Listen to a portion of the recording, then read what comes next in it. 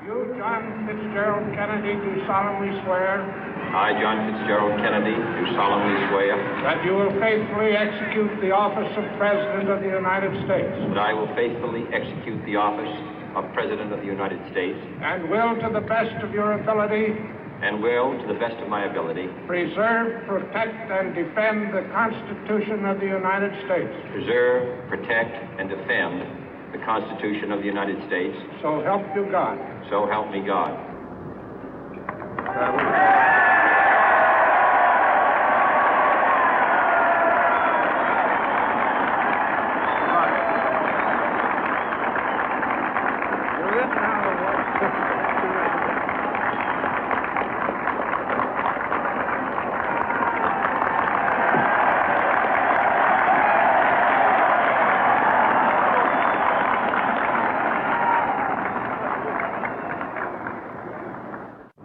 Vice President Johnson, Mr. Speaker, Mr. Chief Justice, President Eisenhower, Vice President Nixon, President Truman, Reverend clergy, fellow citizens. We observe today not a victory of party, but a celebration of freedom, symbolizing an end as well as a beginning, signifying renewal as well as change. For I have sworn before you and Almighty God the same solemn oath our forebears prescribed nearly a century and 3/4 ago. The world is very different now, for man holds in his mortal hands the power to abolish all forms of human poverty and all forms of human life. And yet the same revolutionary beliefs for which our forebears fought are still at issue around the globe. The belief that the rights of man come not from the generosity of the state, but from the hand of God. We dare not forget today that we are the heirs of that first revolution. Let the word go forth from this time and place to friend and foe alike that the torch has been passed to a new generation of Americans born in this century, tempered by war, disciplined by a hard and bitter peace, proud of our ancient heritage, and unwilling to witness or permit the slow undoing of those human rights to which this nation has always been committed and to which we are committed today at home and around the world.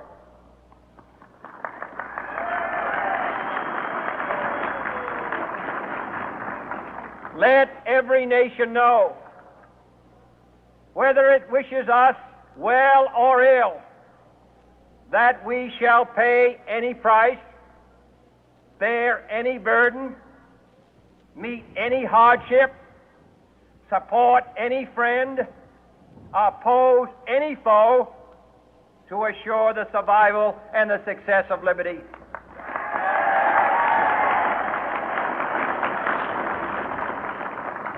This much we pledge and more. To those old allies whose cultural and spiritual origins we share, we pledge the loyalty of faithful friends. United, there is little we cannot do in a host of cooperative ventures. Divided, there is little we can do, for we dare not meet a powerful challenge at odds and split asunder. To those new states whom we welcome to the ranks of the free, we pledge our word that one form of colonial control shall not have passed away merely to be replaced by a far more iron tyranny. We shall not always expect to find them supporting our view, but we shall always hope to find them strongly supporting their own freedom, and to remember that in the past, those who foolishly sought power by riding the back of the tiger ended up inside.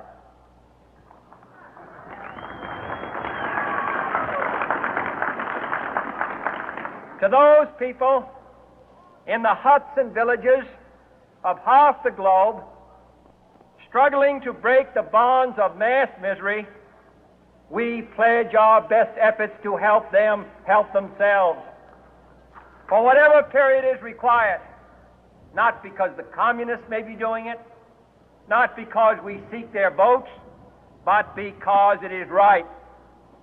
If a free society cannot help the many who are poor, it cannot save the few who are rich.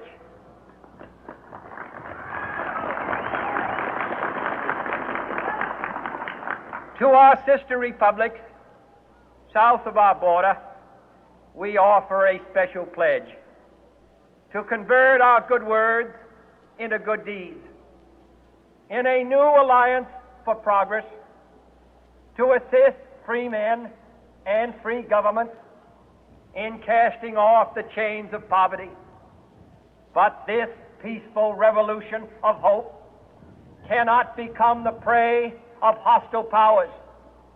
Let all our neighbors know that we shall join with them to oppose aggression or subversion anywhere in the Americas. And let every other power know that this hemisphere intends to remain the master of its own house.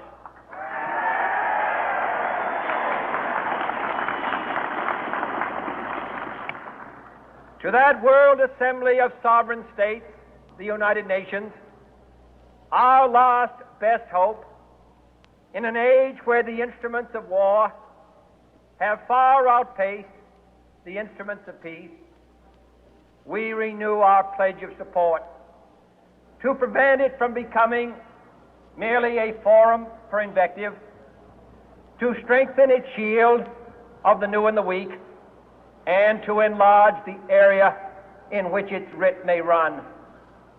Finally, to those nations who would make themselves our adversary, we offer not a pledge, but a request that both sides begin anew the quest for peace. Before the dark powers of destruction, unleashed by science, engulf all humanity in planned or accidental self-destruction, we dare not tempt them with weakness, for only when our arms are sufficient beyond doubt can we be certain beyond doubt that they will never be employed. But neither can two great and powerful groups of nations take comfort from our present course, both sides overburdened by the cost of modern weapons, both rightly alarmed by the steady spread of the deadly atom, yet both racing to alter that uncertain balance of terror that stays the hand of mankind's final war.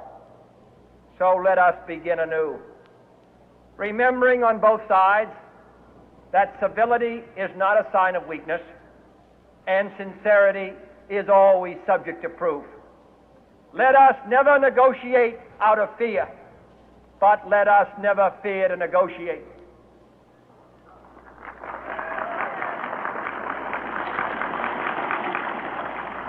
Let both sides explore what problems unite us, instead of belaboring those problems which divide us. Let both sides, for the first time, formulate serious and precise proposals for the inspection and control of arms, and bring the absolute power to destroy other nations under the absolute control of all nations.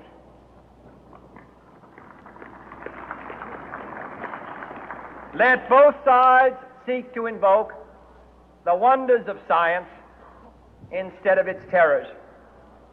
Together, let us explore the stars, conquer the deserts, eradicate disease, tap the ocean depths, and encourage the arts and commerce. Let both sides unite to heed in all corners of the earth the command of Isaiah to undo the heavy burden and let the oppressed go free. And if a beachhead of cooperation may push back the jungle of suspicion, let both sides join in creating a new endeavor, not a new balance of power, but a new world of law, where the strong are just and the weak secure and the peace preserved. All this will not be finished in the first 100 days, nor will it be finished in the first 1,000 days, nor in the life of this administration, nor even perhaps in our lifetime on this planet. But let us begin.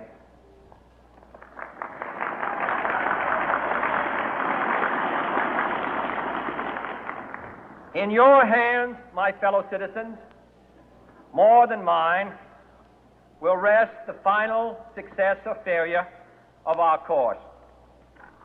Since this country was founded, each generation of Americans has been summoned to give testimony to its national loyalty.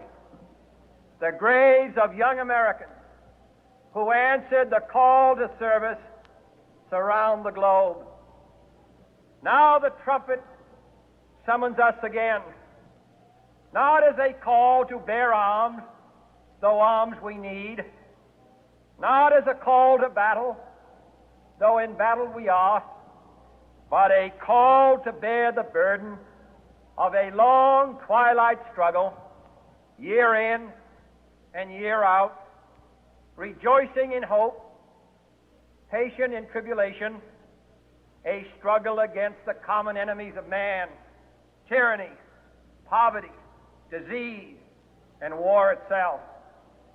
Can we forge against these enemies a grand and global alliance, north and south, east and west, that can assure a more fruitful life for all mankind? Will you join in that historic effort?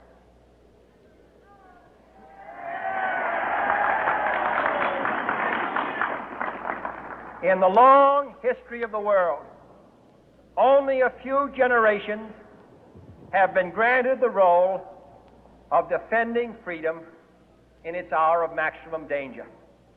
I do not shrink from this responsibility. I welcome it.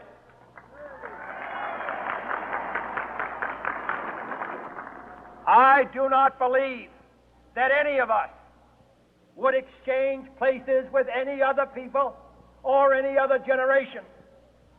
The energy, the faith, the devotion which we bring to this endeavor will light our country and all who serve it. And the glow from that fire can truly light the world. And so, my fellow Americans, ask not what your country can do for you, ask what you can do for your country.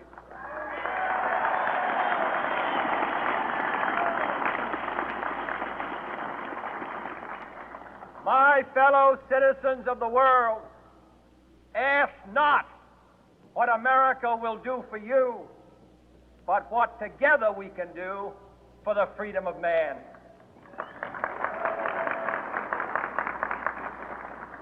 Finally, whether you are citizens of America or citizens of the world, ask of us here the same high standards of strength and sacrifice which we ask of you. With a good conscience, our only sure reward, with history the final judge of our deeds, let us go forth to lead the land we love, asking His blessing and His help, but knowing that here on earth God's work must truly be our own.